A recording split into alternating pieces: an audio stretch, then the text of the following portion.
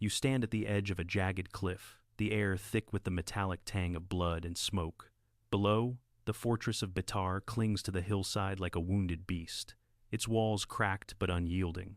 Screams rise in ragged waves, carried on the wind from the valley floor, sharp cries of defiance that twist into something broken, something final. Roman shields glint under the merciless sun, a sea of iron advancing like a tide that devours everything in its path. A young woman, her dark hair matted with dust, clutches a shard of pottery as a weapon, her eyes fierce with the fire of a people who have fought too long to yield. But the gates shudder, and the first breach comes not with a roar, but a whisper of splintering wood. What follows is not war's chaos, it's erasure. And in the heart of it, a command echoes from an emperor's distant throne. Break them, not just in body, but in soul. This tale you're hearing now pulls no punches.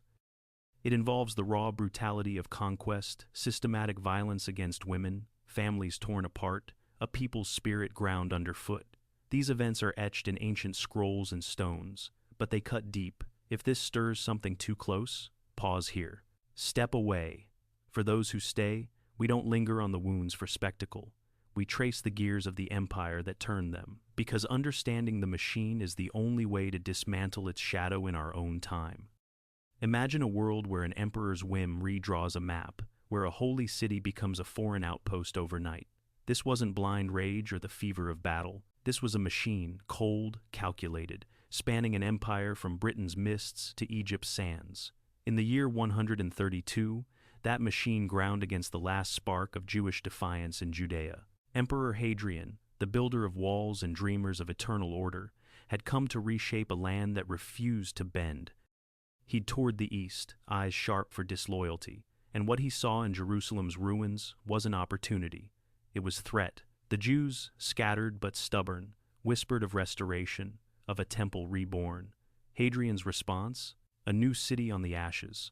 Aelia Capitolina, named for his family line, crowned with a temple to Jupiter, where the Jewish heart once beat. No more circumcision, that ancient mark of covenant, no more gatherings that smelled of rebellion. This wasn't conquest. This was accounting a ledger where resistance equaled erasure. The stakes, everything. For the Jews, it was survival of a faith forged in exile and fire. For Rome, it was the illusion of control, the kind that crumbles when one province roars, and echo it does today, in every border redrawn by decree, every culture labeled obsolete. But that spring in 132, as olive blossoms dusted the hills, the roar began. To grasp the machine, step back to the forge that shaped its architect. Hadrian wasn't born with a tyrant's crown. He entered the world in 76, in the dusty streets of Italica, a Roman outpost in Spain, where legionaries retired to farm and forget the frontier's bite. His father, a senator of middling wealth, died young, leaving the boy to uncles who whispered of power's ladder. Hadrian climbed it ruthlessly, not through savagery, but precision. As a youth, he served under Trajan, the conqueror emperor, marching through Dacia's wilds, where Thracian spears claimed Roman blood. There, amid the mud and screams, Hadrian learned the cost of overreach, Trajan's endless wars draining the treasury, leaving borders frayed. One night in 98, as Trajan's legions camped by the Danube, a messenger arrived with news of the old emperor Nerva's death. Trajan, Hadrian's patron, ascended. But whispers spread. Hadrian's rise was greased by his wife's uncle, a plot of beds and bribes. It hardened him. By 117, Trajan lay dying in Cilicia, his empire bloated, Parthian sands still clinging to his boots. Hadrian, at his side, claimed the purple not by blade, but by will. He pulled back from the edges, built walls in Britain to hold the line, not chase ghosts. Yet, in Judaea, that restraint cracked. The province simmered since the Great Revolt of 66, when Jerusalem's temple burned and 1 million souls scattered. Nero's ghost lingered in every synagogue's hush. Hadrian's formative scar came earlier, in Athens, the city of philosophers he adored. There, in 112, as Archon, he mingled with Greeks who debated freedom under Rome's shadow. But even then, resentment festered. Jews in the diaspora chafed at taxes that funded pagan games. Hadrian absorbed it all, filing away the lesson. Tolerance was a luxury for the core, not the fringe. When he returned as emperor, His tours revealed fractures. In Egypt, priests grumbled at his Greek leanings. In Syria, legions muttered of unpaid wages. Judea? It was a powder keg, lit by memories of Masada's fall, where rebels chose death over chains. The turning point arrived that fateful spring of 130. Hadrian, fresh from Parthia's borders, stood amid Jerusalem's rubble.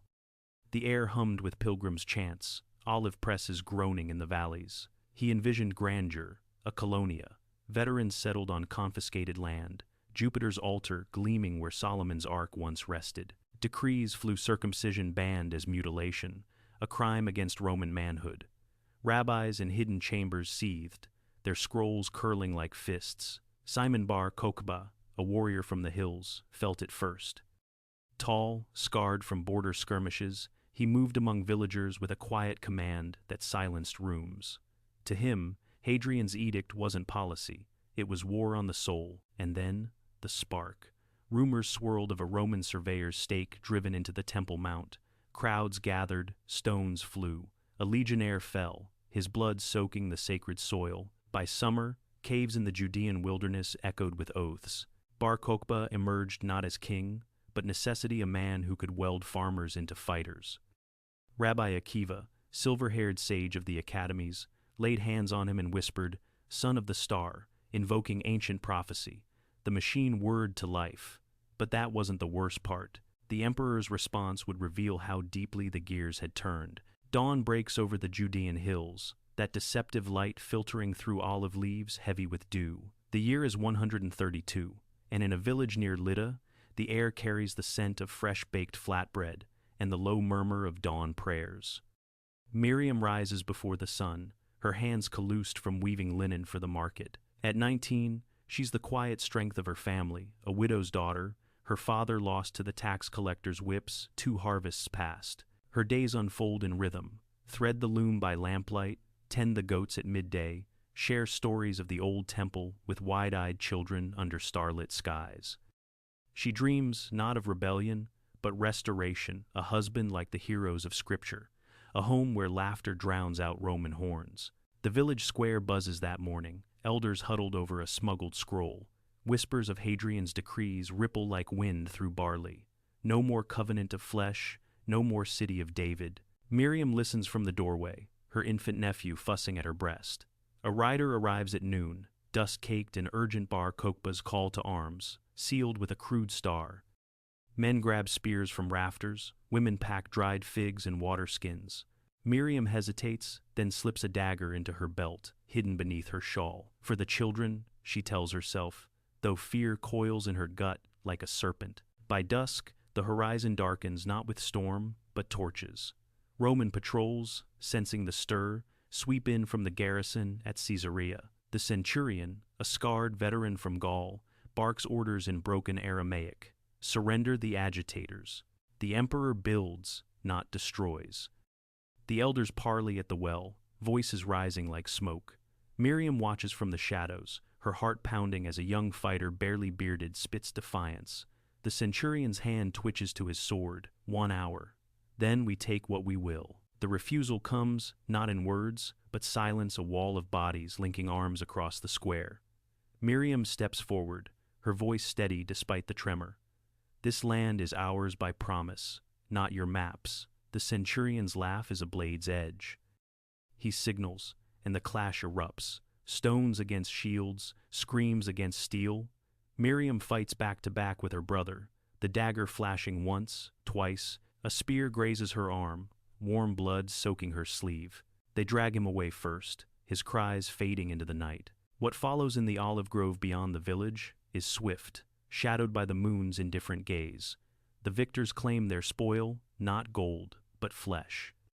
Miriam, cornered against a gnarled trunk, feels the world narrow to breath and blade. She slashes, connects, tastes copper on her lips, but numbers overwhelm. The act itself blurs into agony's haze, a violation that steals not just body, but the dawn she imagined. Hours later, she staggers free, the grove silent save for ragged sobs. Her shawl torn, spirit fractured, she binds her wounds with strips of linen once meant for a bride's gown. Word spreads like fever through the hills. One village broken, but the fire unquenched. Miriam's tale becomes legend among the refugees, whispered in cave mouths where Bar Kokhba rallies his bands. She fought like Deborah, they say, her name a talisman against despair. This wasn't about one woman's fall. It was the system's opening gambit, terror as policy, designed to fracture resolve before the blades even met. And in boardrooms of power from Rome to Antioch, reports tallied not lives, but compliance. A single parallel echoes. Modern sieges, where the vulnerable pay first, their stories footnotes in generals' logs. But Miriam survived to fight another day. Her scar? It mapped the war ahead. From the emperor's vantage, the reports arrived like rain on parched earth, sporadic at first, then a deluge. Hadrian paced the marble halls of his Antioch villa, maps unrolled under lamplight, the scent of myrrh clashing with ink's sharpness. Julius Severus, the governor he'd summoned from Britain's fogs, stood rigid, his face a mask of deference. "Sire, it's no mere uprising. They've coined their own silver, leased lands in your name, twisted to theirs.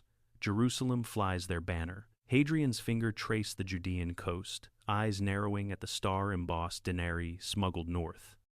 Incentives flowed, promotions for captains who raised hideouts, bonuses for slaves branded with legion marks. The machinery hummed across provinces. In Egypt, grain ships rerouted to feed the swelling ranks, 12 legions now, half the empire's might, yanked from Rhine watches and Danube forts. Severus orchestrated from Caesarea, his dispatches crisp, intercept supply lines, starve the rats from their burrows. Villages emptied not by sword alone, but hunger's slow blade. A merchant from Gaza, eyes hollow as he unloaded amphorae at the docks, watched families flee eastward, their carts groaning under meager sacks. "Whole clans gone," he muttered to a scribe, like locusts in reverse. Incentives twisted men. A spearman from Hispania, 20 years under the eagle, earned his plot of Judean soil by torching a synagogue. For the wife back home, he justified, though dreams now carried children's wails. The spread was geometric, a web from Galilee's slopes to the Negev sands. Bar Kokhba's couriers, swift lads on stolen mules, dodged patrols, their satchels heavy with orders, hold the passes, spare no collaborator. Yet cracks showed. In a cave near En-Gedi, a survivor named Aelia huddled with a dozen others, the air stale with sweat and fear. He was no fighter, just a potter whose wheel now ground to dust. Through a fissure, he glimpsed the machine's reach. Roman sappers, faces blackened with soot, tunneling under a rebel outpost. The collapse came at midnight, earth-swallowing screams. Aelia emerged days later, hands bloodied from clawing rock, to find his village a smoldering scar. "They didn't kill for sport," he gasped to a passing caravan. "They killed to forget we ever stood." But here's the breather, that ironic twist amid the grind. In one razed hamlet, amid the ash, a legionary unearthed a child's toy, a clay horse, wings etched by tiny fingers. He pocketed it, a talisman against the god's wrath, never admitting how it mirrored his own boy's back in Gaul. The system marched on, but such trifles humanized the horror, a reminder that even gears have souls. Escalation bred desperation. Bar Kokhba's stars dimmed as Severus's noose tightened. What happened when the noose met the neck? That would alarm even the gods. Time slows as the sun dips toward the western ridge, painting Betar's walls in blood-red hues. The year is 135, 3 summers into the maelstrom, and the air in the fortress chokes with the reek of unwashed bodies and rotting hope. Bar Kokhba Simon, to his inner circle, paces the ramparts, his once dark beard streaked gray, eyes hollow from nights plotting in lamplight. Below, Severus's legions encircle like wolves, the 10th Fretensis, shields locked in testudo, their pila glinting, drums thunder a rhythm older than Rome, each beat a promise of end. Inside, the air thickens with prayer and panic. Miriam, bandaged but unbroken, tends the wounded in a cavernous hall, her hands steady as she binds gashes with olive-oiled rags. Families huddle in alcoves, elders reciting psalms, children clutching amulets etched with David's star. Rabbi Akiva, chained but unbowed, gathers a circle near a flickering oil lamp. His voice, frail as parchment, weaves defiance. They may take the stones, but not the covenant. A young mother, babe at breast, nods through tears, her world shrunk to this dim refuge. The breach comes at twilight, a ram's bellow shattering the southern gate. Dust billows like a shroud, and the clash erupts, bronze on flesh, screams on steel. Bar Kokhba fights at the fore, his sword a blur, felling 3 before a pylon lodges in his thigh. "For Zion!" he roars, voice cracking over the din. Miriam grabs a fallen spear, thrusting at shadows, her scar throbbing like a second heart. The hall floods with intruders, faces smeared with victory's grime.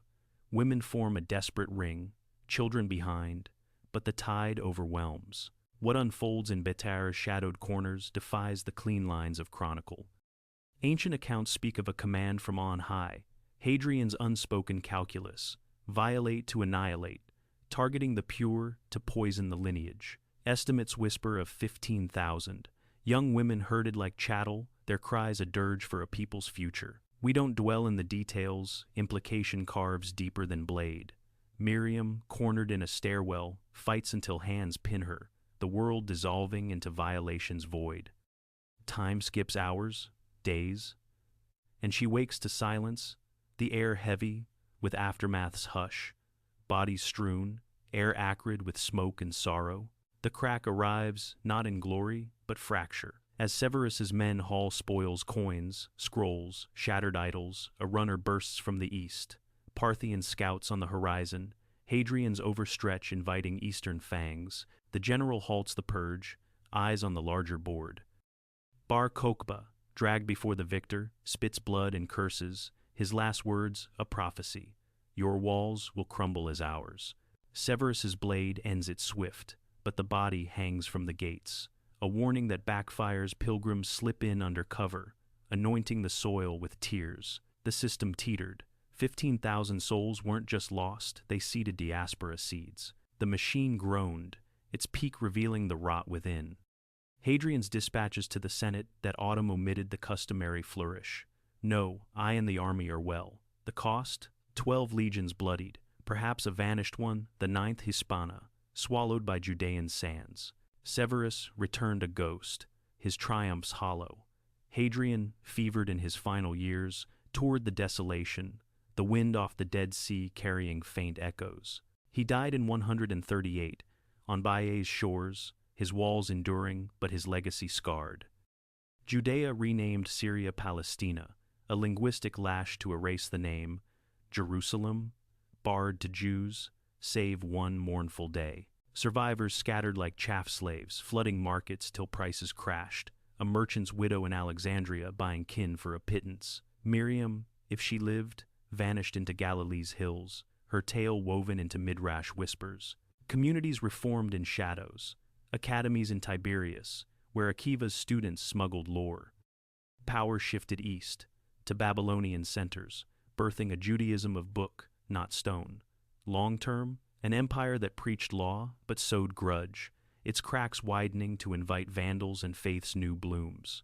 And the irony? Hadrian's Aelia endured, but beneath, rebel coins surfaced centuries later, stars mocking the plow. In the scorched summer of 1952, a Bedouin shepherd named Muhammed edh-Dhib chased a stray goat into a Judean cave, his lantern catching on brittle scrolls. The air, dry as bone, preserved what Romans couldn't burn, Bar Kokhba's letters, penned in hasty Aramaic, ordering grain and fealty. Archaeologist Yigael Yadin, aviator turned digger, descended those cliffs in 1960, unearthing the cave of letters, baskets of papyri, a woman's sandal etched with Hebrew script, coins stamped with defiant stars. In the so-called Cave of Horror, skeletons curled in final agony, arrowheads lodged in ribs, a testament to refuge turned tomb. Yadin, sweat-streaked under the relentless sun, sifted soil for truth, his hands trembling over a rebel's ink. We will not yield. These finds weren't relics. They breathed, proving the revolt's scope, from Lydda's markets to Engedi's springs. Skulls bore sword marks, caves hid phylacteries stained with blood. Modern tech peeled layers, carbon dating, pinning letters to 134, DNA tracing lineages scattered to Yemen's hills. It humanized the ledgers, turning Dio's tallies into faces. Why does this matter now? Not as ancient grudge, but mirror. In sieges from Sarajevo to Gaza, The vulnerable women guarding hearths bear the machine's brunt, their bodies battlegrounds for erasure. Power's lesson? It thrives on silence, crumbles under memory. Resistance? It hides in caves, scrolls, stories we refuse to bury. This teaches that human nature bends, but doesn't break. Faith's spark outlives empire's fires. Universally, we're all Miriam in some shadow, scarred, but standing. Return to that cliff's edge, where Betar's walls now cradle wild thyme, blooming defiant pink. The screams have faded to wind's sigh, the blood long washed to sea. But the machine? Its echoes linger in decrees that divide, in walls that wound. They were meant to disappear, the stars eclipsed, the covenant severed. But they didn't. Inked on cave walls, etched in bone, carried in bloodlines to this day, they endure. And now they're here with you, because you chose to listen. If this shadow moved you, drop a comment below. What machine in our world needs dismantling next? Your voice keeps the story alive.